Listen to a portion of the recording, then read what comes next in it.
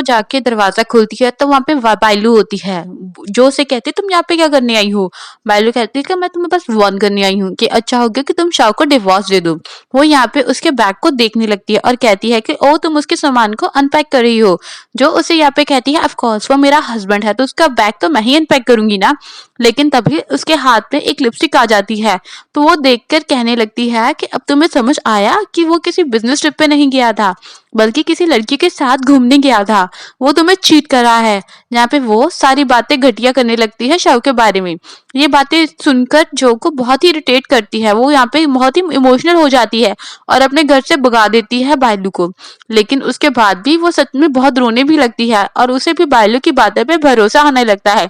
उसे सच में लगने लगता है कि शायद शाह उसे प्यार नहीं करता है और उसे धोखा भी दे रहा है। हम देखते हैं कि भालू को घर के बाहर ही खड़ी रहती है। तभी वहां पे एक लेडी आती है और उसे कहती है कि क्या ये बॉक्स मिस्टर शाह ने भेजा है जो के लिए। क्या आप मैडम जो है। तो बायलू के अपने आप को जो बता देती है और उस पार्सल को रिसीव कर लेती है जिसके अंदर एक प्रीटी सी ड्रेस होती है और साथ में एक इनविटेशन कार्ड होता है जिसमें लिखा होता है कि शाह की तरफ से मैं आज रात तुमसे इस होटल में मिलना चाहता हूँ क्योंकि मैंने तुम्हारे लिए एक सरप्राइज प्रिपेयर किया है। यहाँ पे बायलू उस बॉक्स को लेकर चली जाती है। रात के समय में दिखाया जाता है कि गार्ड आकर कहने लगता है कि शाह से कि बॉस आपकी कहने पर वो गिफ्ट मैडम तक पहुंचा दिया है। साथ में उसमें वो ड्रेस भी रखवा दी थी और साथ में वो कुछ डॉक्यूमेंट्स भी और दिखाता है जिनमें उसमें उसकी वेडिंग प्लान्स की कुछ डिजाइन्स होती हैं। एक्चुअली शाह सरप्राइज देना चाहता है जो को क्योंकि वो उसके साथ एक ग्रैंड वेडिंग प्लान कर रहा होता है। इसलिए वो उसने वहां पे मिलने बुलाया होता है जो को। लेकिन वहां पे जो नहीं आती है वहां पे पहुंच जाती है बायलू और कहने लगती है कि शाह से मुझे आपसे कुछ बात करनी है। शाह उसे कहता है कि मैंने तुम्हें यहाँ पे नहीं बुलाया है तुम यहाँ से चली जाओ। लेकिन यहाँ पे बायलू कहती है कि मैं जानती हूँ कि आप जो का वेट कर रहे हैं लेकिन उसने ने मुझसे कहा है कि वो यहाँ पे नहीं आएगी और आपकी दी हुई ड्रेस भी उसने मुझे दे दी है। आप देख सकते हैं। यहाँ पे उसकी बातों को को विश्वास नहीं हो रहा था। वो उसे वहां से जाने के लिए कह देता है। लेकिन तभी बायलू उसे अपने आप ही हक करने लगती है क्योंकि पीछे से वहां पे जो आ जाती है। जो को लगता है कि इन दोनों के बीच में जरूर कुछ चल रहा है तो वो वहां से चली जाती है। चाव को तो पता भी नहीं चलता है कि वो वहां पे जाओ आई थी। यहाँ पे शो बायलू को खुद से दूर करता है और वहां से चला जाता है। पूरी रात वो वहां पर इंतजार करता है जो का। लेकिन जो नहीं आती है तो अपनी कार में बैठकर बहुत ही उदास हो जाता है शाओ और उसे लगता है कि शायद जो उससे प्यार ही नहीं करती है इसीलिए वो इससे मिलने नहीं आई है। यहाँ पे वो जो डिजाइन होते हैं उसके हाथ में वेडिंग के वो उन सारे पेपर्स को भी गाड़ी से नीचे फेंक देता है और वहां से चला जाता है। लेकिन तभी हम देखते हैं कि वहां पे जो आ जाती है और उन पेपर्स को उठाकर देखती है और उसके बाद बहुत रोने लगती है। वो भी वहां पे यही सोच रही होती है कि शाह उससे प्यार नहीं करता है इसीलिए वो उसके वेडिंग नहीं चाहता है। हकीकत में तो वो दोनों फिर से मिसअंडरस्टैंडिंग का शिकार हो जाते हैं। जो को घर पे देखते हैं कि जो कि बहुत उदास होती है। वहां पे बायलू आ जाता है और कहने लगती है कि कल की रात मैंने तुम्हारे हस्बैंड के साथ बिताई है। देखो उसने मुझे कितने सारे लव बर्ड्स दिए हैं। वो उसे वहां पे नेक दिखाने लगती है अपनी। उन सारे निशानों को देखकर जो का दिमाग खराब हो जाता है। जो यहाँ पे उसे कहता है कि तुम झूठ बोल रही हो शायद तुम्हारे साथ कभी ऐसा कुछ नहीं कर सकता है। लेकिन बायलू उसे कहती है कि उसने ही ये सब किया है। कल रात हम लोग साथ में थे। वो तुम्हें कभी भी प्यार नहीं कर सकता है और जल्दी तुम्हें डिवोर्स भी दे देगा। ये सब चीजें जो को तोड़ देती है। इसलिए जो बाद में जाती है और बहुत ज्यादा ड्रिंक करती है और उसके यहाँ पे रोना धोना चालू रहता है। तभी उसकी मुलाकात हो जाती है ही से। ही उससे कहने लगता है कि तुम्हें क्या हुआ है जो तुम इतने ज्यादा रो रही हो। जो उसे रोते हुए बताने लगती है कि जिस पर्सन से मैंने प्यार किया था वो मुझसे झूठ बोल रहा है। उससे प्यार ही नहीं करता है। उसने मेरी पूरी जिंदगी बर्बाद कर दी है। यहाँ पे ही उसे समझाता है कि अभी तुम्हारी यंग एज है अभी कोई बात नहीं तुम्हें कुछ कोई और अच्छा पार्टनर मिल जाएगा। वो उससे कहने लगती है जो कि आप बिल्कुल सही कह रहे हैं। मुझे भी उस धोखेबाज को भूल दिया जाना चाहिए और उसके लिए रोना नहीं चाहिए। यहाँ पे यू से कहता है कि मैं तुम्हारे लिए गिफ्ट लाया हूँ। लेकिन उस गिफ्ट को लेने से मना करने लगती है जो।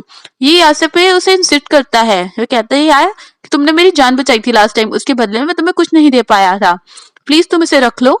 वो उसे एक नेकलेस देने लगता है साथ में उसे अपने हाथों से पहनाने भी लगता है। लेकिन तभी उसी मौके पर वहां पे शाओ आ जाता है और सब कुछ देख लेता है। वो एकदम से यी को उससे दूर कर देता है और वो चिल्लाने लगता है यी पर कि मैं यहाँ पर बात करने आया था। आपकी कंपनी का शेयर आपको वापस करने आया था ब्रदर, लेकिन आप मेरी वाइफ के साथ यहाँ पे ये सब क्या कर रहे हैं। शाओ की बात सुन के ही हैरान हो जाता है और उसे कहने लगता है क्या बोल रहे हो तुम, क्या जो तुम्हारी वाइफ है। शाओ कहता है ऑफ कोर्स, कि आपको ये बात नहीं पता है जो आपके साथ इस तरीके से फ्लर्ट कर रहे हैं। ये कहता है कि मुझे नहीं पता था कि ये तुम्हारी वाइफ है, लेकिन यहाँ पे उसकी एक भी बात नहीं सुनता और वहां से लेके चला जाता है जो को। तभी हम देखते हैं इको, जो बहुत ही उदास होता है क्योंकि उसे भी तो उससे प्यार था। तो वहां पे रुवानी आ जाती है और कहने लगती है यी से, हेलो मिस्टर यी, मैं हूँ रुवानी। ये यहाँ पे उसे कहता है कि तुम कोई भी हो, मुझे तुमसे कोई लेना देना नहीं है। लेकिन रुवानी उसे बताती है कि मैंने एक इंटरनेशनल कंपनी की मैनेजर हूँ और आपको मुझसे फायदा हो सकता है मिलके। ये को तो यहाँ पे पता ही होता है निक और शाओ तो एक ही पर्सन है। तो वो आपसे रुहानी से कहता है कि तुम्हें मुझसे क्या काम हो सकता है और तुम मुझसे क्यों बात करना चाहोगी। लेकिन हमारी कंपनी के बीच में तो फाइट चल रही है और हम दोनों राइवल्स हैं। यहाँ पे रुहानी उससे कहती है कि मैं जानती हूँ कि हम लोग राइवल्स हैं, लेकिन मैं आपका फायदा करवा सकती हूँ अगर आप मेरे साथ कॉपरेट करे तो। और क्योंकि मुझे पता चल गया था आप उस जो को पसंद करते हैं। उसकी ये बात सुनकर ये उससे कहने लगता है इसका मतलब ये है कि तुम शाओ में इंटरेस्टेड हो। जहाँ पे रुहानी कहने लगती कि ऑफ कोर्स पूरे 10 साल से मैं उससे प्यार करती हूँ और उस जो ने उसने मुझसे छून लिया है। अगर आप मेरे साथ हाथ मिलाएंगे तो हम दोनों का ही फायदा हो जाएगा। इस बारे में सोचने लगता है ये भी। आगे हम देखते हैं कि शाओ कार में बिठा देता है जो को, जो यहाँ पे ड्रंक होती है और बहुत ज्यादा नाराज भी होती है शाओ से। तो उससे कह रही होती है कि मुझे छोड़ दो और मुझे जाने दो। शाओ उससे गुस्सा करने लगता है और कहने लगता है कि बेशक हम दोनों का कॉन्ट्रैक्ट मैरिज है, लेकिन इस तरह से तुम किसी के साथ भी फ्लर्ट नहीं कर सकती है। मैं तुम्हें इस चीज की बिल्कुल इजाजत नहीं दूंगा, तुम मुझे धोखा दे रही हो। तो ये सुन के तो इको और भी ज्यादा गुस्सा आ जाता है जो को और उसे कहने लगती है कि मैंने किसी को भी धोखा नहीं दिया है। अब वो मेरे साथ फ्लर्ट कर नहीं कर रहे थे, वो मेरे फ्रेंड हैं और मैंने काफी टाइम से जानती हूँ। ये सुनकर शाओ कहता है कि ओ तो वो तुम्हारा फ्रेंड है। वो कैसा फ्रेंड हुआ तुम्हारा जो तुम्हारे गले में ये नेकलेस पहना रहा था। जो उससे कहती है कि वो सिर्फ मेरे फ्रेंड थे और मुझे गिफ्ट दे रहे थे, तो मुझे गलत सोच रहे हो और मैंने तुम्हें कभी भी चीट नहीं किया है, बल्कि तुम ही मुझे चीट कर रहे हो। ये सुनकर शाओ से कहता है कि क्या बकवास कर रही हो तुम, मैंने तुम्हें कब चीट किया है। जहाँ पे जो रोते हुए कहने लगती है कि कल रात मैंने तुम्हें खुद बालू के साथ देखा था और तुमने उसके साथ नाइट भी स्पेंड की है। शाओ कहता है कि कैसी बातें कर रही हो तुम मैं तुम्हारा वेट कर रहा था वहां पे, पर पता नहीं कैसे वहां पे बालू आ गई। जो वहां पे कहने लगते तुम मेरा वेट कर रहे थे, झूठ बोल रहे हो तुम, मैंने तुम्हारी टाइप पे तो लिपस्टिक का निशान भी देखा था और तुम्हारे बैग में एक लिपस्टिक भी थी। तुम वहां पे वो कोई बिजनेस ट्रिप पे नहीं गए थे, बल्कि किसी लड़की के साथ घूमने गए थे। यहाँ पे शाओ से बताता है कि ऐसा कुछ नहीं है, मैं तुमसे प्यार करता हूँ। लेकिन जो को उसकी बात पे यकीन नहीं आता है और वो कहने लगती है कि तुम एक बार फिर से मुझसे झूठ बोल रहे हो। जहाँ पे शाओ उसे किस भी कर लेता है और कहने लगता है कि मैं सच बोल रहा हूँ, मैं तुम्हें झूठ नहीं बोल रहा हूँ। कल मैंने तुम्हारे लिए एक ड्रेस भिजवाई थी, साथ में एक इनविटेशन कार्ड भी, क्या तुम्हें वो सब नहीं मिला। जो कहता है कि नहीं मुझे तो कुछ भी नहीं मिला। शाओ के यहाँ पे कहता है कि पक्का इसके पीछे बायलू का ही हाथ होगा। वो वहां पे कुछ पेपर दिखाने लगता है और कहने लगता है देखो ये सारे मेरे वेडिंग डिजाइन थे जो मैं तुमसे वेडिंग करने का सोच रहा था, इसलिए मैंने तुम्हें कल रात मिलने के लिए बुलाया था ताकि मैं तुम्हें सरप्राइज दे सकूं। और मेरा किसी के साथ कोई भी अफेयर नहीं है, मैं तो तुमसे ही प्यार करता हूँ। यहाँ पे ये सब सुनकर जो को अच्छा लगता है और उससे कहती है तुम सच कह रहे हो। शाओ से कहता है कि ऑफ कोर्स मैं तो ये सच बोल रहा हूँ, मैं तुम्हारे साथ एक ग्रैंड वेडिंग करना चाहता हूँ, लेकिन मैं तुमसे क्योंकि मैं प्यार करता हूँ। जो उसे कहती है कि तुम मुझे झूठ नहीं कह रहे हो ना। शाओ कहता है कि मैंने तुमसे कभी झूठ नहीं बोला है। जो यहाँ पे सब सुनकर बहुत खुश होती है और कहती है कि तुम मुझे प्रॉमिस करो तुम मुझे कभी भी झूठ नहीं बोलोगे और ना ही कुछ छुपाओगे। तो शाह उसे कहता है कि आई एम सॉरी, एक और चीज है जो जिससे मैंने तुमसे झूठ बोला है। यहाँ पे वो उसे बोलने लगता है कि एक्चुअली निक भी मैं हूँ और इस इंटरनेशनल कंपनी का मालिक मैं हूँ। यहाँ पे उसके बाद कब पे भरोसा नहीं करती है जो तुम झूठ बोल रहे हो। निक से मैं मिल चुकी हूँ, वो तुम्हारे जैसा बिल्कुल भी नहीं लगता है। शाओ से कहता है कि एक मिनट रुको। वो फिर से अपने फेस को कवर कर लेता है और कहता है निक कुछ ऐसा ही दिखता है ना। जो यहाँ पे जो उसे देखकर पहचान जाती है और कहती है कि सच में तुम निक ही तुम हो। तो शाओ कहता है कि हाँ निक और शाओ मैं ही पर्सन हूँ, एक ही पर्सन हूँ। वहां पे वो उस पर गुस्सा करती है और कहने लगती है तुमने मुझसे ये सच्चाई क्यों छुपाई थी इतने दिनों तक। शाओ से कहता है कि तुम्हें खुद को समझना चाहिए कि तुम्हारा बॉस तुम पर इतना मेहरबान कैसे हो सकता है, लेकिन तुम अब तक समझ ही नहीं पाई। जो कहती है कि आगे से कुछ मत छुपाना। शाओ कहता है कि नहीं छुपाऊंगा कभी भी कोई भी बात, और एकदम से उसे हक कर लेता है। तो उसके बाद हम उसे अपने घर पे देखते हैं, वहां पे वो रोमांटिक नाइट भी स्पेंड करते हैं एक दूसरे के साथ। आगे हम देखते हैं कि रिपोर्टर्स उसका न्यूज देते हुए जहाँ पे पता चलता है कि बायलू के पेरेंट्स को पुलिस ने अरेस्ट कर लिया है क्योंकि उसने अभी तक कोई भी टैक्स पे नहीं किया था। इसके लिए उन्हें इस जुर्म के लिए अरेस्ट किया जाता है। वहां पे बायलू के पेरेंट उस पे चिल्ला रहे होते हैं कि तुम जैसी लड़के के कारण ही हम लोग जेल जा रहे हैं। तुम्हें क्या जरूरत पड़ी थी उस शाव को सेड्यूस करने की? उसके चक्कर में देखो हमारे साथ उसने क्या किया है। लेकिन बायलू यहाँ पे उल्टे मॉम डैड पर कोई सुनाने लगती है और कहती है कि आप लोग भी किसी काम के नहीं हैं। ये हम देखते हैं कि ये सब देख रही होती है जो कि शाव से कहती है क्या ये सब तुमने किया है? शाव कहता है कि ऑफ कोर्स मैंने किया है, इन्होंने तुम्हारे साथ बहुत गलत किया था, उन्हें तो इसकी सजा मिलनी ही चाहिए थी। आगे दिखाया जाता है कंपनी में रूहानी आ जाती है और उस कंपनी की मैनेजर बन जाती है। साथ में वो सभी से अपने आप को इंट्रोड्यूस करवाती है और पूछने लगती है कि जो कौन है, जो भी है वो मेरे रूम में आए मेरे साथ। वहां पे उसे तो पता होता है कि जो शाव की वाइफ होती है, तो उसे वो वहां पे परेशान करने का सोचती है। उसके कुछ डिजाइन देखती है, उनमें बहुत ज्यादा कमियां भी निकालती है और उसे कहती है कि जल्दी से ये काम 2 दिन में खत्म करके मुझे दे देना। जो जाकर इस काम में बिजी हो जाती है। अगले दिन आकर वो वहाँ पे अनाउंसमेंट करती है जो भी लोग मैरिड है वो अपने मैरिड सर्टिफिकेट्स ऑफिस में जमा करवाएंगे, उनके लिए उनके एक्स्ट्रा फंड भी दिया जाएगा। जो यहाँ पे सोचने लगती है कि क्या कंपनी में मुझे सबको बताना चाहिए कि इस कंपनी का बॉस ही मेरा हस्बैंड है, क्या ये सब करना सही होगा? तो यहाँ पे रूहानी का भी यही प्लान होता है कि जो अपनी मैरिज का सबमिट नहीं कर पाएगी सर्टिफिकेट, क्योंकि शाह उसे मैरिज को मानता नहीं होगा क्योंकि ये तो सिर्फ कॉन्ट्रैक्ट मैरिज है। उसका आइडिया भी कुछ ऐसा ही होता है। नेक्स्ट डे जब रूहानी ऑफिस में आती है तो वो वहाँ पे डॉक्यूमेंट्स मांगने लगती है जो उन डॉक्यूमेंट्स को सबमिट कर देती है। लेकिन रूहानी जब उससे कहती है कि तुमने अपनी मैरिज का सर्टिफिकेट अभी तक सबमिट नहीं किया है, तो वहाँ पे जो कहने लगती है कि सॉरी मैं लाना भूल गई। तो रूहानी कहने लगती है सच में तुम मैरिड हो भी या नहीं, कहीं ये तो नहीं है तो तुम किसी की मिस्ट्रेस हो और किसी का घर बर्बाद कर रही हो। ये बात सुन के ऑफिस के लोग भी उसके बारे में गॉसिप करने लगते हैं, जिससे कि जो को बहुत बुरा लगता है। जो कहती है कि मेरे हस्बैंड है और वो यहाँ पे शाव का नाम लेती है। ये सुनते ही कंपनी के लोग और भी ज्यादा उसका मजाक उड़ाने लगते हैं जो का, और कहते हैं कि तुम बहुत ही अजीब हो, कंपनी के बॉस को ही अपना हस्बैंड बता रही हो, इससे अच्छा तो किसी और फेक पर्सन को उठा के ले आती और उसे अपना हस्बैंड बता देती। जो कहती है कि मैं सच बोल रही हूँ। वो कहती है कि फिर रुको मैं अपने हस्बैंड को कॉल करती हूँ और उससे मैरिज सर्टिफिकेट की मांगवाती हूँ। वो यहाँ पे एक वॉइस मेल छोड़ देती है लेकिन वो गलती से वो वॉइस मेल को ग्रुप चैट पे छोड़ देती है, जो कि सभी स्टाफ के लोगों के पास आ जाता है और वो लोग ये देखकर और ज्यादा हंसने लगते हैं। यहाँ पे इस चीज से जो को बुरा लगता है, लेकिन रूहानी बहुत खुश हो जाती है। लेकिन तभी स्टाफ के लोग कहने लगता है कि ओ माय गॉड, ये तो ग्रुप में रिप्लाई किया है, क्योंकि वो सच में जो को हस्बैंड है और वो उसका मैरिज का सर्टिफिकेट भिजवा रहे हैं। तभी हम देखते हैं कि वहां पे गार्ड आ जाता है जो के पास और उससे मैरिज का सर्टिफिकेट दे देता है और साथ में ये भी कहता है कि बॉस अभी मीटिंग में बिजी है इसलिए वो खुद नहीं आ पाए। रूहानी को ये बात बहुत बुरी लगती है। क्या सच में शाह ने सभी के सामने ये एक्सेप्ट कर लिया है कि जो उसकी वाइफ है? यहाँ पे वो इसका मैरिज सर्टिफिकेट देखकर बहुत ज्यादा जेलस हो जाती है। गार्ड यहाँ पे कहता है कि रूहानी से बॉस ने आपको ऑफिस के अंदर बुलाया है।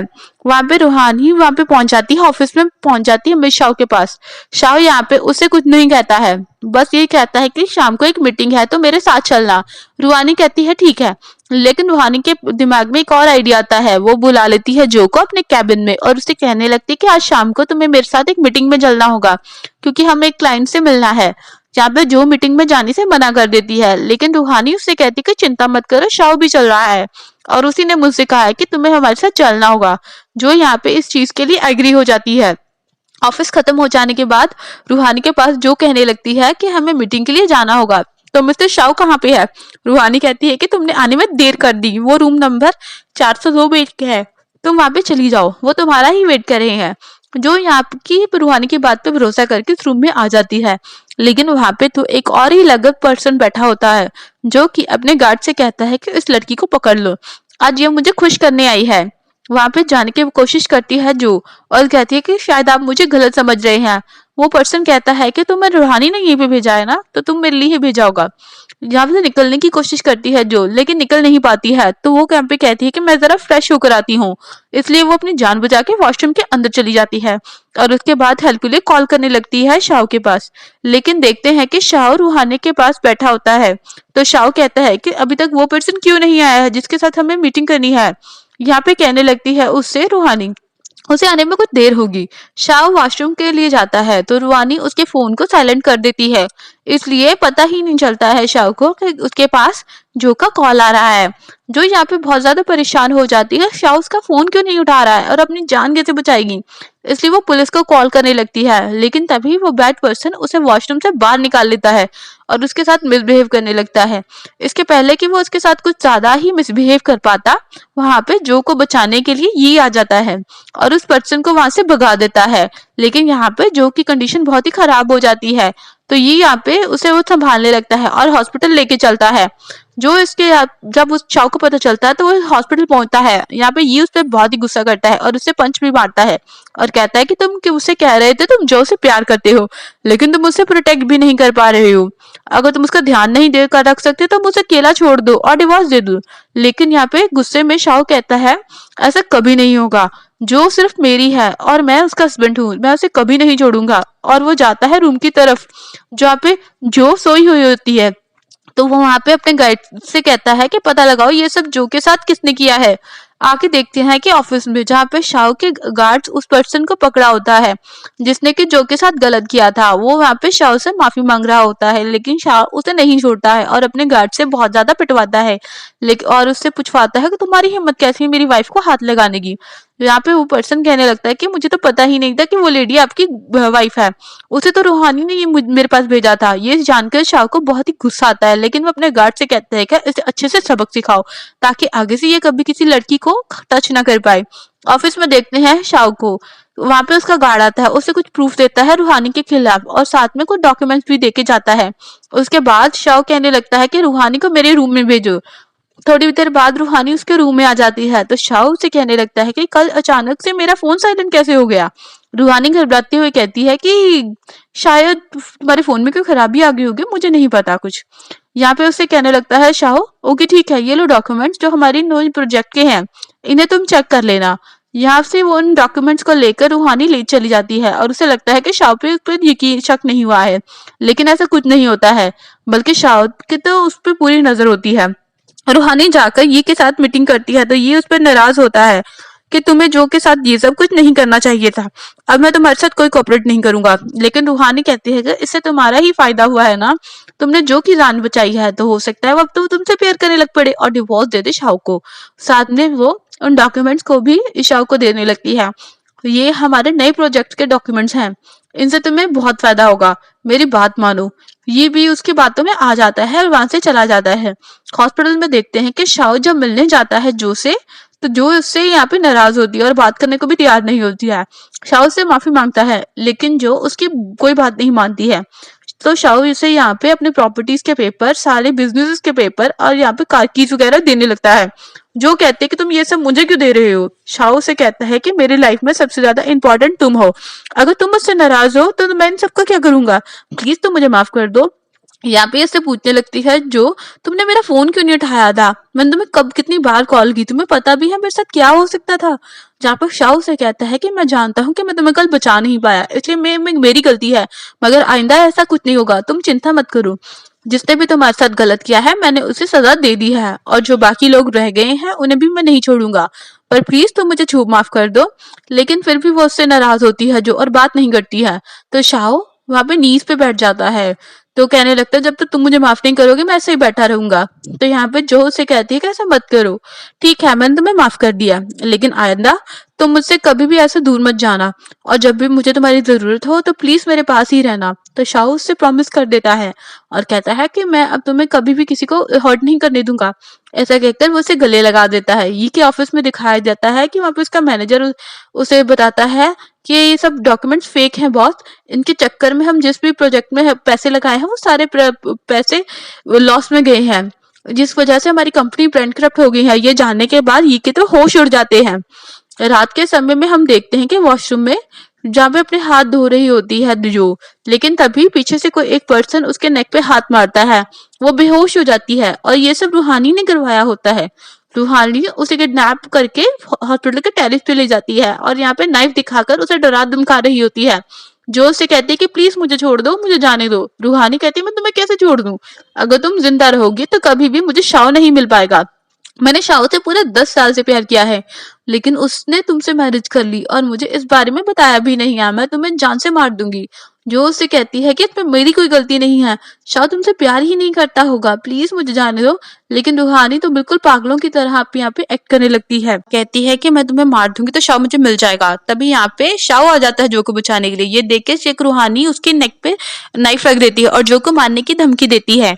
यहाँ पे उसे समझाने लगता है शाओ ऐसा मत करो, तुम तो मेरी दोस्त थी, तुमने मेरे साथ ऐसा कैसे कर सकती हो। जहाँ पे रूहानी कहती है कि मैंने तुमसे प्यार किया था, तुम्हारी फैमिली से रिवेंज लेने में मैंने तुम्हारा साथ दिया था, लेकिन तुमने फिर भी मुझसे मैरिज नहीं की और इस लड़की से मैरिज कर ली। तुम मुझे धोखा नहीं दे सकते हो, मैंने तुमसे प्यार किया था, तुम मुझे इस तरह से नहीं छोड़ सकते हो। शाह से कहता है कि मैंने तुमसे कभी भी प्यार नहीं किया था रूहानी, बस मैं तुम्हें अरे अच्छे अपनी फ्रेंड मानता था, इससे ज्यादा कुछ नहीं। वो उसे यहाँ पे समझाने लगता है कि ऐसे ही उसे समझाने लगती है जो भी। यहाँ पे शाओ की बातों का असर होता है रूहानी पर और वो नाइफ छोड़ देती है और बैठकर रोने लगती है। यहाँ पे जाकर शाओ गले लगा लेता है जो को, उससे कहता है क्या तुम ठीक हो ना।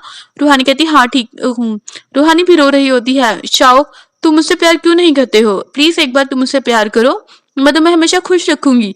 यहाँ पे ये सारा ड्रामा चल रहा होता है, तभी हम देखते हैं कि वहां पे आ जाता है ये और कहने लगता है रूहानी से तुमने मुझे धोखा दिया, ये सब डॉक्यूमेंट फेक हैं, तुम्हारी वजह से मैं बैंकक्रप्ट हो गया हूँ। उन डॉक्यूमेंट्स को देखकर रूहानी कहने लगती है कि ये कैसे हो सकता है, ये सारे डॉक्यूमेंट तो मुझे खुद शाओ ने दिए थे, तो ये फेक नहीं हो सकते। यहाँ पे वो उससे कहने लगता है शाओ हाँ ये डॉक्यूमेंट्स फेक है, क्योंकि मुझे तुमसे बहुत पहले से ही शक था, इसलिए मैंने तुम्हें ये फेक डॉक्यूमेंट्स दिए थे। मैं तो देखना चाहता था कि क्या तुम सच में हमारी कंपनी को धोखा दे सकती हो। तो ये सुनकर रूहानी को गुस्सा आ जाता है और वो कहती है कि क्या तुम मुझसे पे नजर रख रहे थे साउ।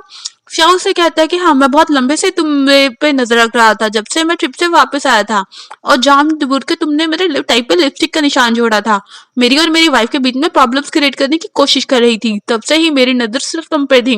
पर मुझे लगता था कि शायद तुम हमारी कंपनी के साथ धोखा नहीं कर सकती कभी, लेकिन तुम तो अपनी हद से और भी ज्यादा गिर गई और तुमने हमारी कंपनी के साथ भी धोखा करने की कोशिश की। मैं तुम्हें इस चीज के लिए कभी भी माफ नहीं करूंगा रूहानी। या फिर रूहानी को भी गुस्सा आ जाता है और वह नाइफ उठा लेती है और जो को मारने की कोशिश करती है, मगर उसकी नाइफ को पकड़ लेता है शाओ, उसके हाथ पे भी कट लग जाता है।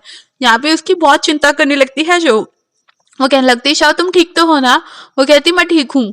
तभी हम देखते हैं कि वहां पे पुलिस और गार्ड दोनों आ जाते हैं। यहाँ पे शाओ कहती है रूहानी को जेल में डाल दो, क्योंकि उसने हमारी कंपनी के साथ धोखा किया है, इसे सजा तो मिलनी चाहिए। वो वहां से उसे लेकर चले जाते हैं। यहाँ पे ये होता है वो माफ नहीं लगता है शाओ से, कहता है कि मैं बर्बाद हो गया हूँ पूरे तरीके से, प्यार भी नहीं रहा और पैसा भी नहीं, लेकिन इसमें तुम्हारी कोई गलती नहीं है शाओ, क्योंकि मेरी फैमिली ने तुम्हारे साथ बहुत कुछ गलत किया है, इसलिए मैं तुमसे तहे दिल से माफी मांगता हूँ। यहाँ पे शाओ उससे कहता है ये तुम चाहे तुम कुछ भी कहो, मुझसे माफी मत मांगो, क्योंकि मैंने हमेशा तुम्हें अपना बिग ब्रदर ही माना है और वैसे भी सब कुछ ठीक हो चुका है, जिनसे मुझे रिवेंज लेना था मैंने ले लिया है, तो मैं तुम्हारी हमारी कंपनी देता हूँ और तुम्हें अपने ब्रदर की तरह ही देखता हूँ। ऐसा कहकर वो उसके साथ हैंडशेक कर लेता है और यहाँ पे कहने लगता है फिर वो जो से जो अब मैं इससे ज्यादा तुम और वेट नहीं कर सकता हूँ, मैं सोच रहा था कि तुम्हारे साथ ग्रैंड वेडिंग करूंगा, लेकिन देखो हमारी लाइफ में कितना सब कुछ हो गया है, अब मैं वेट नहीं कर सकता हूँ। और वो वहीं पे नीज पर बैठ जाता है और जो को मैरिज के लिए प्रपोज करने लगता है और उसके हाथ में उसे रिंग भी पहना देता है। यहाँ पे जो भी उसे प्यार से हाँ कर देती है और दोनों फिर एक दूसरे को प्यार से हग भी करते हैं।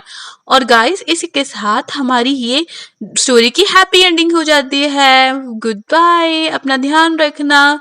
प्लीज गाइस मेरे चैनल को सब्सक्राइब करें और मेरा साथ दें। थैंक यू सो मच, मिलते हैं अगली ड्रामा में, बाय।